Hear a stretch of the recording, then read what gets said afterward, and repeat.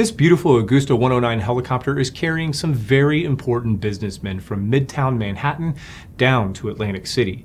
They have a gorgeous flight and they almost make it to their destination when absolute tragedy strikes. The helicopter crashes into a wooded area in New Jersey and kills everyone on board. Was this Donald Trump's first attempt at dodging a bullet? What caused this tragedy, and what in the world does it mean to sue someone for the loss of executive revenue? All that and more coming up on this episode of the Dr. Medic.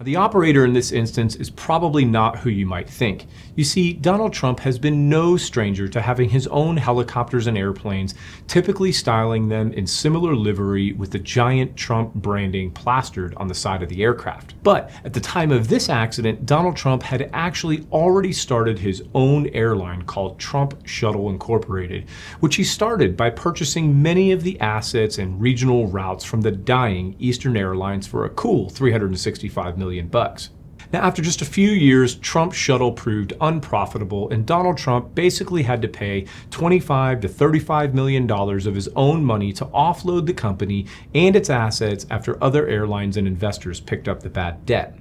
But at about the same time, Donald Trump also had his own helicopter service that would shuttle people back and forth between the West 30th Street Heliport in Manhattan and different locations by some of his casinos down in Atlantic City, which was an easy 45 to 50-minute helicopter ride. Now, the helicopters in his fleet at the time included the humongous Sikorsky S-61, which could ferry 24 passengers at a time, and he even had a pair of Boeing Chinooks. Yes, Trump had 2 Chinooks to shuttle passengers to and from Manhattan and his Atlantic City casinos. Now, Trump was obviously a super busy guy, and even with all of these travel options at his disposal, he still had to regularly charter flights through other local operators when he needed to. So was the case in this incident, where Trump and his organization regularly chartered flights through PanAm Aviation. Now, Paramount actually contracted with a company called FSQ Air Charter Corporation to manage the actual aircraft, while Paramount Aviation would handle the charter side of things and provide the pilots. So in short, the aircraft in this incident was purchased by FSQ Air Charter from the American subsidiary of Agusta called Agusta Aerospace Corporation, and then the charters were ran and flown by Paramount Aviation. And to clarify, while Trump did have his own helicopters at the time, this accident helicopter was not one of Trump's and instead was run by Paramount Aviation. Now, the aircraft in this accident is this Agusta A109 Mark II, serial number 7309, with tail number November 21 Foxtrot Lima, which is not to be confused with the aircraft that currently has this tail number, which is this super cool MDM-1 Fox aerobatic glider out of Poland. Anyway, this Agusta 109 was a Mark II model, which was an upgraded version of the very early A109A model, which was basically just a little wider than the original. Now, the airframe itself only had 911 hours and featured 2 Allison, now Rolls-Royce, 250 C-20B turboshaft engines, each making about 420 horsepower. Now, the last inspection on this aircraft came about 47 hours prior to this accident, and this aircraft was a super popular model for business folks and executives across the world back in the 80s, as it could be outfitted with luxurious trim, seat 6 or 7 people, fly around 165 miles an hour, and just looked super cool with its retractable landing gear. Now, this particular aircraft was manufactured by the original Agusta Helicopter Company, most likely in the American manufacturing plant located in Philadelphia, Pennsylvania. Now, the weather at the time was absolutely gorgeous, with visual meteorological conditions prevailing, broken clouds at 4,000 feet, 8-knot winds out of the south, and a temp of 16 degrees Celsius with a dew point of 3 degrees Celsius. So weather was not a factor. Now, this aircraft actually had 2 pilots on board, with 27-year-old Captain Robert Kent and co-pilot Lawrence Diener. Captain Kent held a commercial flight instructor certificate with ratings for single-engine airplane, land, as well as helicopter, and also was instrument rated for both airplane and helicopter. Now, Captain Ken had a total of 2,900 flight hours with 100 hours on this type of aircraft. But also on board and seated in the back were 3 super high-level Trump Organization executives, including 43-year-old Stephen Hyde, widely considered to be Trump's right-hand go-to man for all of Trump's business affairs in Atlantic City, 38-year-old Mark Eddis, who was the president of the unfinished Taj Mahal Casino, and 30-year-old Jonathan Bananev, who was the vice president of the Trump Plaza Hotel and Casino. Now, this flight originated at what was once called the PanAm Heliport, which was a heliport located just north of the 59th Street Bridge and somehow crammed in between the East River and FDR Drive. Now, the PanAm Heliport was a unique heliport as it was a very tight fit, and even though it had 5 landing pads, you really could only fit 3 helicopters on it at a time. Now, this heliport was used mostly for business executives, but Pan Am also had a helicopter shuttle service there where you could take a helicopter from the heliport straight to the Pan Am terminal at JFK and jump on your commercial flight. Now, air ambulances rarely ever fly into Manhattan, but Pan Am Heliport did serve as a landing zone if EMS did need to land, and then transport by ground the rest of the way into a Manhattan hospital. Now, this heliport handled 30 to 40,000 takeoff and landings each year and became an earsore to the locals who made many complaints to the city about the noise. The noise, along with being a tight fit and also the site for several crashes, including a crazy crash in 1973 where Bell 206 literally exploded directly after takeoff, all led to the heliport closing for good in 1998 and replacing it with a park. And fun fact though, if you pay close attention to the movie U.S. Marshals, the sequel to The Fugitive, you can see Tommy Lee Jones' character, old Sam Gerard, running to a near identical Agusta 109 on this very pad. Anyway, so the 109 with the Trump executives departs the Pan Am Heliport at 13:02 hours local time and heads south-southeast towards Atlantic City. Now, they climb to about 2,000 feet above the ground and follow the East River south and then hug the coast of Brooklyn before flying out over New York's Lower Bay and heading straight towards New Jersey. Now, they fly right over Sandy Hook Bay and then pick up the Garden State Parkway, which is a big highway that carves south through New Jersey and has a large median of trees in between each direction of traffic. Now, they continued along the parkway without incident when, after about 52 minutes of flying, the main rotor blades appeared to break apart, with the entire rotor head separating from the aircraft, causing the helicopter to plummet straight down, where it crashed in the wooded median of the Garden State Parkway. All 5 souls on board this aircraft were killed in this crash. Now, interestingly, at the time, it was reported by many news outlets that Donald Trump was himself scheduled to be on this very flight, but that he decided at the very last minute to cancel, narrowly avoiding death. But many years later, during Donald Trump's presidency in 2019, several former employees and family members reported that Donald Trump actually lied about almost getting on this helicopter, and even worse, that while Trump was on the phone with a reporter at the time and answering questions about the crash, that Trump specifically said to one of his vice presidents in the room, "You're going to hate me for this, but I just can't resist. I can get some publicity out of this." Trump allegedly then unmutes his phone and tells the reporter, "I was going to go with them on that helicopter, but then I changed my mind at the last minute because I was too busy." It's an interesting accusation of the former president, but even more interesting is that just a few months ago in 2024, Trump made news again when he spoke of a near-death experience in a helicopter, this one definitely confirmed, in which Donald Trump did in fact almost crash in a helicopter in 1990. In fact, I went down in a helicopter with him. We thought maybe this is the end. We were in a helicopter going to a certain location together, and there was an emergency landing. This was not a pleasant landing, and Willie was, he was a little concerned. With California State Senator Nate Holden, but mistakenly recalled the events taking place with San Francisco Mayor Willie Brown. Were you ever in a helicopter with Donald Trump that nearly crashed? No, I've never been in a helicopter with Donald Trump. Well, the NTSB's focus was pretty simple at the beginning, as there were many witnesses that saw the accident, and they all stated in one way or another that the main rotor appeared to have separated from the helicopter and that the fuselage then spun out of control until it impacted the ground. The focus then obviously centered on the rotor head and the blades themselves. Now, those same witnesses also reported that one of the blades seemed to fly off all by itself before the rotor head separated, and a portion of one of the blades was actually found much further away from the main rotor head.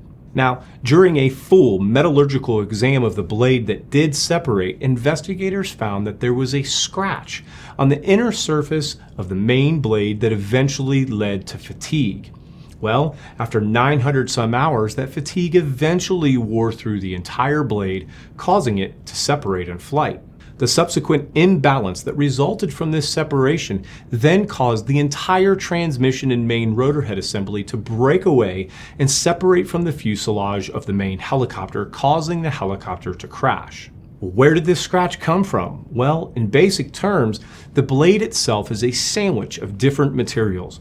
One of those materials that is sandwiched inside of a helicopter blade is an adhesive fillet, or think of it as a roll of material that is filled with other adhesive material and is sandwiched in between the main spar of the helicopter blade and the outer skin. This adhesive fillet needs to be measured out and then laid on top of the helicopter spar and then cut to size.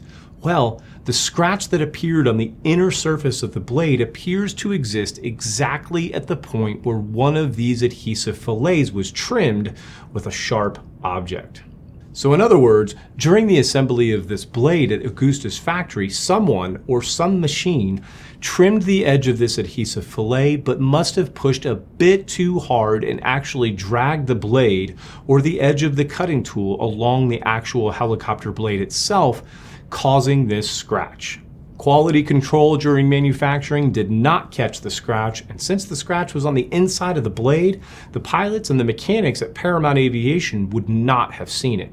Then, after 922 hours, the blade became so fatigued that it cracked and separated exactly on this scratch, and all 5 of these people lost their lives because of this scratch.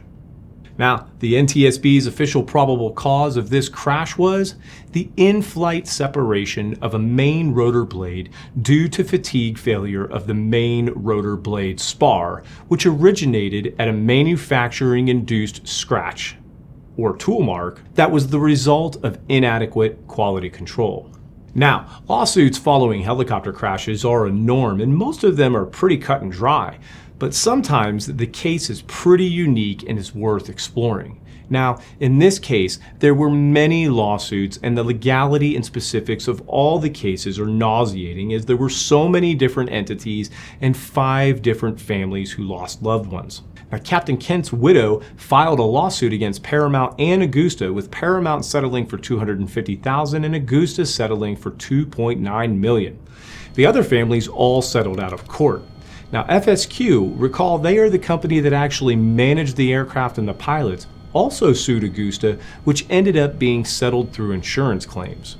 Paramount also sued Agusta, which went through all kinds of appeals and reversals for many, many years and eventually fizzled out in 2002 without any major settlement. But the big one was this: Trump Taj Mahal Associates, Trump Castle Association, Trump Plaza Association, and Donald Trump's Helicopter Air Services Incorporated all collectively sued Agusta and Paramount. And what they sued for is what makes this so interesting. First, the 3 Trump organizations all had to pay out workers' compensation benefits to the beneficiaries of the 3 executives who died in the helicopter crash. The Trump organization sought reimbursement for these workers' compensation benefits from Agusta and Paramount. Well, regardless of the merits of this case, this one was thrown out pretty quickly because the Trump organizations all failed to provide the proper notice to Agusta during the lawsuit. Now, the next part of this lawsuit was absolutely wild. You see, remember I said that Trump did have his own helicopter service at the time of this crash, and it was officially called Helicopter Air Services, and he actually maintained control of this company all the way up until January 19th, 2017, when he officially resigned from over 500 companies before beginning his term as president. Conflict of interest, right? Anyway, Trump's helicopter air services also owned their own Agusta 109 at the time of this crash, and they claimed that because of this crash that their own Agusta 109 lost $300,000 in value due to the public's mistrust over the safety of the Agusta 109 in this 1989 crash. Now, some people might interpret that as a frivolous lawsuit, including the United States District Court of New Jersey, who quickly dismissed this case as frivolous. Now, if you thought the first two were a stretch, wait until you hear the third part of this case. Now, remember that all three of the executives that were killed in this accident were considered top key executives of Trump's organizations, specifically with his casinos in Atlantic City. In this case, the Trump team claimed that the Trump corporate organization suffered severe financial damages due to the deaths of these three key employees. Now, even though there was plenty of case law to show that courts have unanimously ruled that corporations may not recover for losses stemming from the death of their employees, as they are not the actual beneficiaries of any such damages, the families are, Trump was claiming that his corporations were the beneficiaries and specifically laid out 8 theories of liability to recover damages. Now, those 8 theories are: Trump's organizations lost value of their services. Trump's organizations lost revenue. Trump's organizations now have increased expenses and costs of operation. Trump organizations now have higher cost of replacement personnel. Trump organizations will now have to pay more money for the same services that the 3 dead executives used to provide. That the Trump casino operations will now suffer managerial inefficiencies due to the 3 dead executives. 7, that the Trump organizations will now lose, quote, mega events, as well as the income that would come from those mega events. Now, this is referencing the fact that 2 of the executives were instrumental in bringing large boxing events to Trump casinos. Well, now they're dead, so that means that these boxing events, or mega events, will no longer be happening. And finally, 2 of the executives, Hyde and Edis, had death payouts in their contracts with the Trump organization, which stated that these 2 executives, in the event of their untimely deaths, would receive 50% of their salaries for 2 full years following their death. The 8th theory of liability that Trump claimed in this case was seeking to recover the 50% salaries that they had to pay out to the beneficiaries of Hyde and Edis. Now, Agusta claimed that the Trump corporations do not have legal standing to seek to recover damages on behalf of a deceased employee, just as all of the courts have previously and unanimously ruled. The U.S. District Court agreed and dismissed this complaint as well. So what have we learned from this case? Well, there is certainly not a direct human factors cause to this crash, as I do not see any way that the flight crew could have prevented this crash from occurring. This crash was 100% due to a flaw in both the manufacturing and quality control processes at Agusta. We also learned about some interesting legal tactics used by Donald Trump to seek reimbursement for the lost productivity of 3 of his top executives.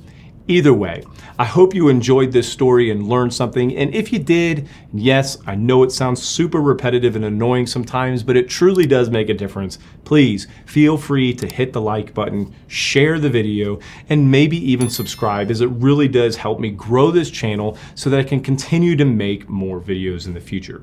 I hope everyone out there stays safe and is nice to each other, and I will see you on the next episode.